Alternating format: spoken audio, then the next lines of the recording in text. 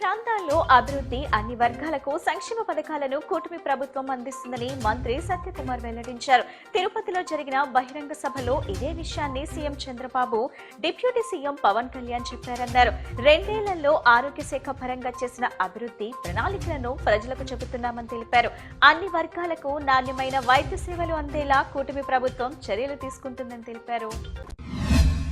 రాజధాని అమరావతిపై వైసీపీ ఇలాగే అబద్దాలు కొనసాగిస్తే 11 సీట్లు కూడా రావని మంత్రి నారాయణ వ్యాఖ్యానించారు.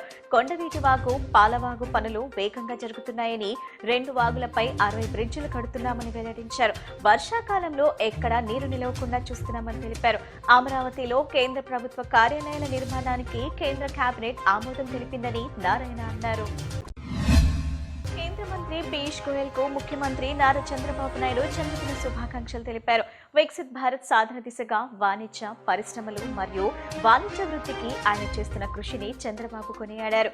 ఈ మేరకు చంద్రబాబు తన అధికార సామాజిక మాధ్యమాల ద్వారా స్పందిస్తూ పీయూష్ గోయల్ సంపూర్ణ ఆయురారోగ్యాలతో ఉండాలని మరియు దేశ స్వయం సమృద్ధికి ఆయన చేస్తున్న ప్రయత్నాలు విజయవంతం కావాలని ఆకాంక్షించారు. రాష్ట్ర ప్రజలకు ఎన్నికల సమయంలో ఇచ్చిన హామీలు అమల్లో కూటమి ప్రభుత్వం విజయవంతంగా ముందుకు సాగుతుందని సెంట్రల్ ఎమ్మెల్యే బోండా ఉమా తెలిపారు. గత ప్రభుత్వ వైఫల్యాల నుంచి రాష్ట్రాన్ని గాడిలో పెట్టి అభివృద్ధి, సంక్షేమం దిశగా నడిపిస్తున్నామని చెప్పారు.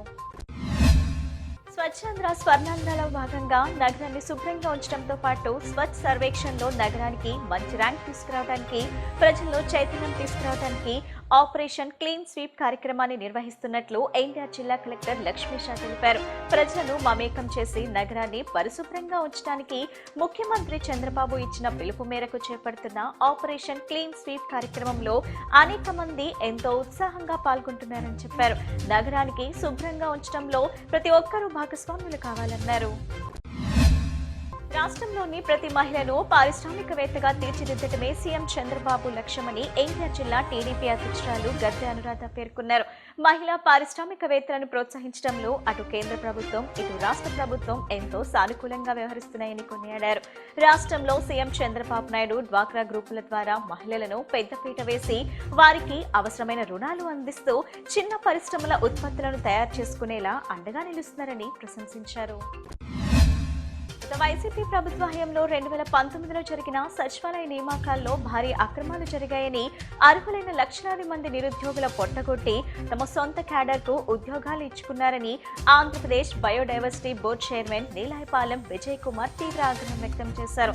నైతికత, ప్రతిభ గురించి మాట్లాడే కనీస అర్హత మాజీ ముఖ్యమంత్రి జగన్మోహన్ రెడ్డికి లేదని ఆయన దుయ్యబట్టారు. కూటమి ప్రభుత్వం నిరుద్యోగుల కలలను సాకారం చేస్తూ అత్యంత పారదర్శకంగా మెగా డిఎస్సి పరీక్షలు నిర్వహిస్తే ఓర్వలేక రాజకీయ పబ్బం గడుపుకోవడం కోసం బురద చెల్లి ప్రెస్ మీట్లు పెడుతున్నారని మండిపడ్డారు. కూటమి ప్రభుత్వం జాతీయ స్థాయి అత్యున్నత ప్రమాణాలతో కూడిన టీసీఎస్ అయాన్ కంప్యూటర్ ఆధారిత పరీక్షా వేదిక సిబిటి ద్వారా బీఎస్సీని పూర్తి నిష్పక్షపాతంగా నిర్వహించిందని విజయ్ కుమార్ స్పష్టం చేశారు.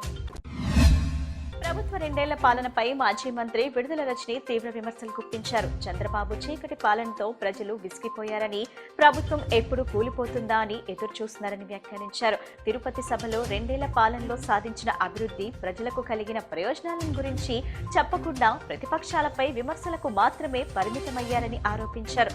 కూటమి పాలనలో అత్యధికంగా నష్టపోయింది మహిళలేనని, ఎన్నికల హామీలను అమలు చేయకుండా ఆడబిడ్డ నిధి వంటి పథకాలను పక్కన పెట్టారని విమర్శించారు.